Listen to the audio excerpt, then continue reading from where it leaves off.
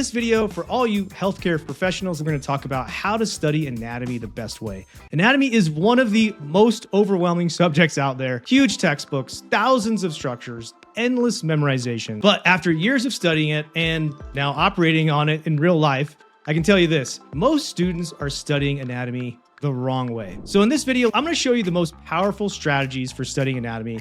These are the same techniques that helped me dominate anatomy courses and operate successfully as a surgeon for over 10 years. Okay, so step one is you got to learn the systems, not isolated pieces. Stop trying to memorize random parts. Your memory does best when it connects one thing that you don't know to something that you do know. So anatomy isn't just a list of names, it's a connected system. And so you can use that connected system with the best way your brain works, connecting something you don't know to something you do know, and put those two together and memorize anatomy way, way more efficiently. So instead of memorizing isolated structures, learn how everything fits together, how muscles interact with bones, how arteries supply organs, and how nerves travel through systems, right? Think systems, not flashcards. Again, this gives your brain a framework to remember details naturally. Again, connecting something you don't know to something you do know.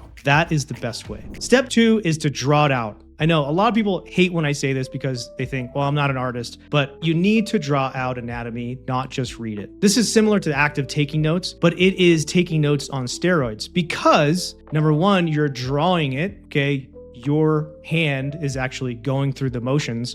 Number two, you see an image.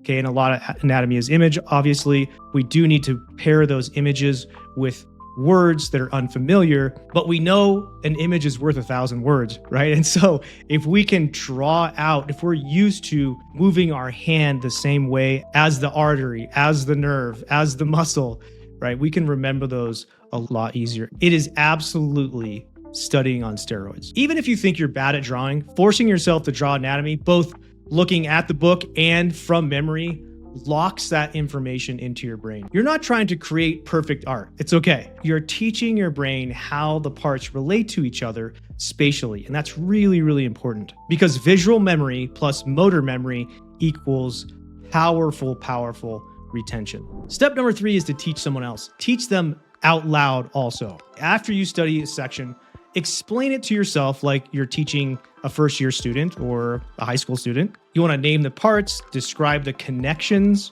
right? Tell the story of how it all functions together in that system, how one system interacts with another system. Teaching forces you to simplify complex information and exposes the gaps that you don't even know you had. Here's a bonus tip. Use 3D models. Of course, there's lots of computer-generated 3D models out there. They're great. If you can get an actual physical 3D model, that's even better. If you're in med school, you're probably doing a cadaver lab, which is awesome. But if you're not, try to get something physical. It really helps to be able to rotate, zoom in, explore structures, the computer-generated 3D images, unlock this spatial understanding way, way faster than a textbook. Okay, I hope you guys like those tips. If you want even more proven strategies for mastering tough subjects like anatomy, I put together this free Study Hackers survival guide that breaks down the full learning system I use to survive and thrive in med school. You can grab it for free. Just click the link in the description below and you can download it. Master the system and you will master your future.